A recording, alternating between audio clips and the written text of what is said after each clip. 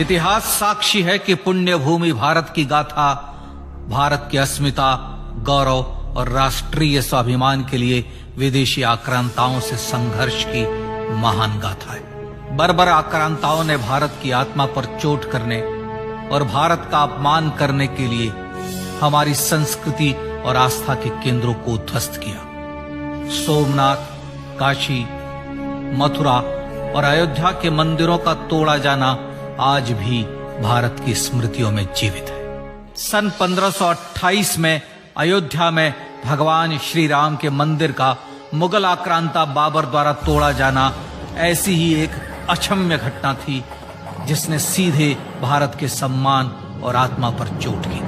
कारण साफ था, अयोध्या के श्री राम के मंदिर पर आक्रमण भारत की आत्मा पर आक्रमण था। जहां हर भारतीय के रोम रोम में राम बसते हैं, वह भारत यह अपमान कैसे सहता। राम मंदिर पर आक्रमण भारत को आहत कर गया था। विदेशी हमलावर अपनी बर्बरता दिखाते गए और भारत अपने आत्म गौरव को फिर से पाने के लिए संघर्ष करता रहा। भारत रामलला के जन्म स्थान पर बाबर के नाम पर बने एक ढांचे को देखता और उसे हटाने का संकल्प लेकर शक्ति संजोया करता। हिंदू समाज आत्मसम्मान के रण में डटा रहा और लगातार हमलावरों द्वारा बनाए गए बाबरी ढांचे को हटाने के लिए लड़ता रहा। सरयू कई बार रक्त से लाल हुई। कभी स्थानीय शासकों ने तो कभी साधु संतों और राम भक्तों ने राम जन्मभूमि की मुक्ति के लिए अपने प्राणों की आहुति दी। 74 बार युद्ध हुए। हम कुछ मोर्चे हारे, पर रण जीतने का संकल्प कभी कम नहीं हुआ। हिंदू समाज तलवारों से रक्त रंजित हुआ, पर उसने हार नहीं मानी। उसका संकल्प अजेय था। 15 अगस्त 1947 को देश की आजादी के साथ सैकड़ों सालों से चले आ रहे इस संघर्ष में नई ऊर्जा और एक नया मोड़ आया। अचानक 23 दिसंबर 1949 को बाबरी ढांचे में श्री राम लला प्रकट हुए। हजारों राम भक्त दर्शन के लिए उमड़ पड़े। तत्कालीन प्रधानमंत्री पंडित जवाहरलाल नेहरू ने उत्तर प्रदेश सरकार को श्री राम लला को विवादित ढांचे से हटाने का आदेश दिया। उत्तर प्रदेश सरकार ने अयोध्या के कलेक्टर को यह काम दिया और यह निर्देश भी कि जरूरत पड़ने पर वे बल का प्रयोग भी करें। अयोध्या के कलेक्टर ने सरकार को उत्तर दिया कि यह नरसंहार के बिना संभव नहीं है और फिर भी वह ऐसा चाहती है तो किसी दूसरे कलेक्टर से यह काम करवा ले। परिणाम स्वरूप रामलला की मूर्ति वहीं विराजमान रही। विवादित ढांचे को बंद कर दिया गया।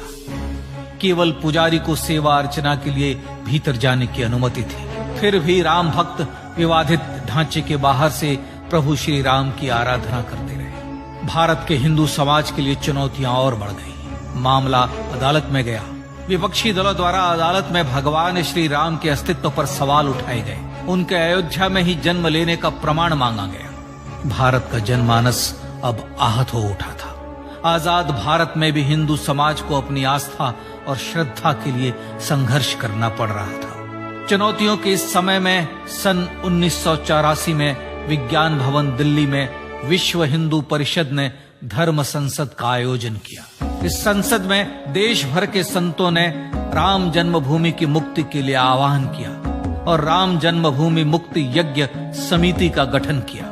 धर्म संसद ने राम जन्मभूमि की मुक्ति और वहां भगवान श्री राम के भव्य मंदिर बनाने के भारत के जनमानस के संकल्प को फिर से दोहराया। विश्व हिंदू परिषद के नेतृत्व में मंदिर निर्माण के लिए पूरे देश में अभूतपूर्व आंदोलन की शुरुआत हुई। श्री राम जन्मस्थली मुक्ति यज्ञ समिति के साथ देश भर में राम जानकी की रथ यात्राएं निकली। राम लीलाओं में राम कथा के माध्यम से भारत का आम जन फिर से जुटा।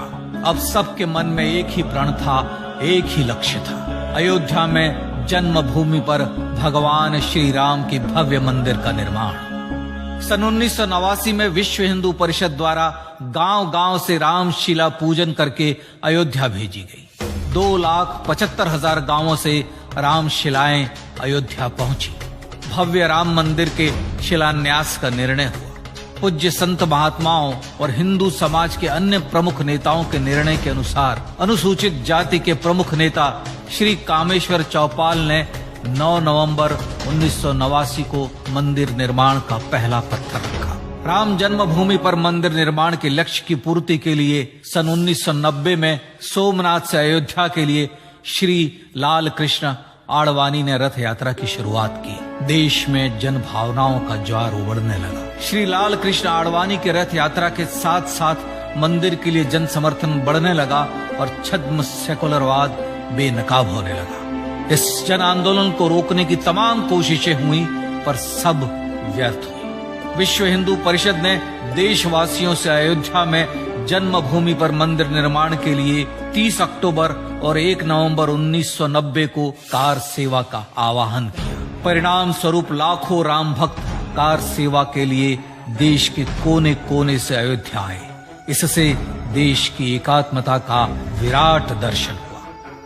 कार सेवकों को रोकने के लिए उत्तर प्रदेश के तत्कालीन मुख्यमंत्री श्री मुलायम सिंह यादव ने अयोध्या में परिंदे को भी पर न मारने देने की घोषणा की। स्थितियां गंभीर हो गई। अयोध्या से 200 किलोमीटर दूर रेलगाड़ियां रोक दी गई।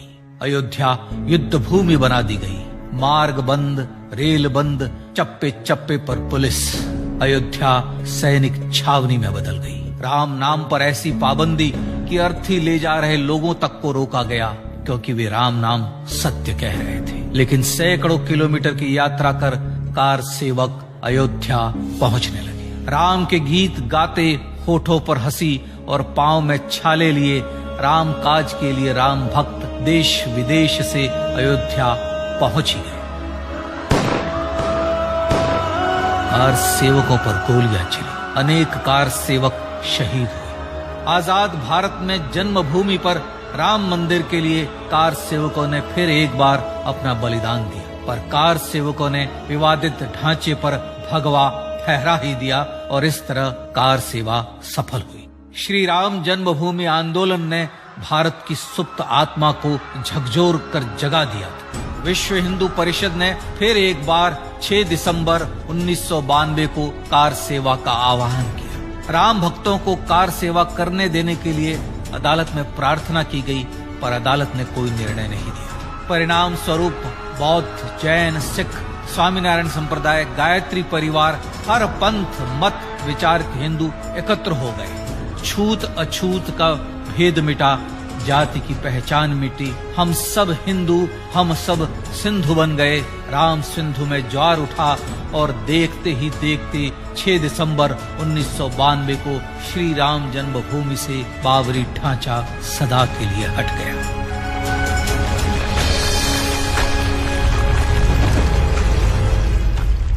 यह क्षण शौर्य, न्याय और सत्यमेव जयते का क्षण था।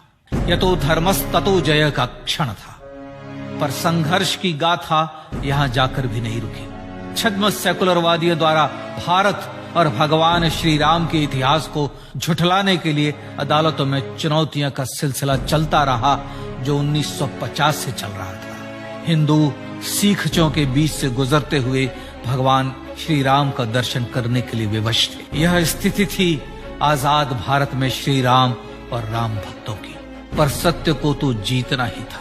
आखिरकार देश के सर्वोच्च न्यायालय के 5 जजों की खंडपीठ ने 9 नवंबर 2019 को ऐतिहासिक निर्णय दिया और यह कहा कि अयोध्या जन्मभूमि परिसर की पूरी 67 एकड़ भूमि रामलला की। और न्यायालय ने भारत सरकार को जन्मभूमि पर मंदिर बनाने के लिए एक ट्रस्ट बनाने का आदेश दिया। सर्वोच्च न्यायालय के आदेश के अनुसार भारत सरकार ने 5 फरवरी 2020 को श्री राम जन्मभूमि तीर्थ क्षेत्र नाम के ट्रस्ट का गठन किया और राम जन्मभूमि न्यास की भूमि जो सरकार द्वारा अधिग्रहित की गई थी, उसे ही नवनिर्मित न्यास को वापस दे दिया गया। 5 अगस्त 2020 को भारत के प्रधानमंत्री श्री नरेंद्र मोदी ने श्री राम जन्मभूमि तीर्थ क्षेत्र के अध्यक्ष पूज्य महंत नृत्य गोपाल दास, राष्ट्रीय स्वयंसेवक संघ के पूज्य सरसंघ चालक डॉक्टर मोहन भागवत एवं उत्तर प्रदेश के मुख्यमंत्री श्री योगी आदित्यनाथ की उपस्थिति में श्री राम जन्मभूमि पर भगवान श्री राम के भव्य मंदिर के लिए भूमि पूजन कर निर्माण कार्य का शुभारंभ किया। इस तरह लगभग 500 वर्षों से राम जन्मभूमि की मुक्ति के संघर्ष का पटाक्षेप हुआ। अपने आत्मसम्मान और राष्ट्रीय अस्मिता के लिए इतना लंबा संघर्ष विश्व के इतिहास में बेजोड़ है। श्री राम भारत की आत्मा, भारत की परिभाषा, हमारे राष्ट्रीय आदर्शों और जीवन मूल्यों के प्रतिनिधि मर्यादा पुरुषोत्तम हैं, जो हर हिंदू के होठों पर जन्म से मृत्यु तक रहे। बस यही हर हृदय में प्रार्थना होती है। राम भारतीय राष्ट्रीय स्वाभिमान और आसेतु हिमालय से समुद्र पर्यंत तक जन जन को एकात्मता के बंधन में बांधने वाले रक्षा सूत्र है। अयोध्या स्थित श्री राम जन्मभूमि पर बाबर का हमला वास्तव में भारत के स्वाभिमान और राष्ट्रीयता पर हमला था। प्रधानमंत्री श्री नरेंद्र मोदी द्वारा श्री राम जन्मभूमि पर राम मंदिर का पुनः निर्माण न केवल बाबरी मानसिकता का पराभव है, बल्कि संपन्न, सुखी, सुसंस्कृत, सर्वशक्ति संपन्न स्वराष्ट्र का सूर्योदय भी है। यह उस राम राज्य की दिशा में वह कदम है जिसकी अभिलाषा राज राजेंद्र चोल, कृष्णदेव राय, छत्रपति शिवाजी महाराज से लेकर महात्मा गांधी तक ने की थी। अयोध्या में जन्मभूमि पर भगवान श्री राम का मंदिर न सिर्फ राष्ट्रीय गौरव होगा, बल्कि वह श्री राम के आदर्शों का राष्ट्र मंदिर होगा।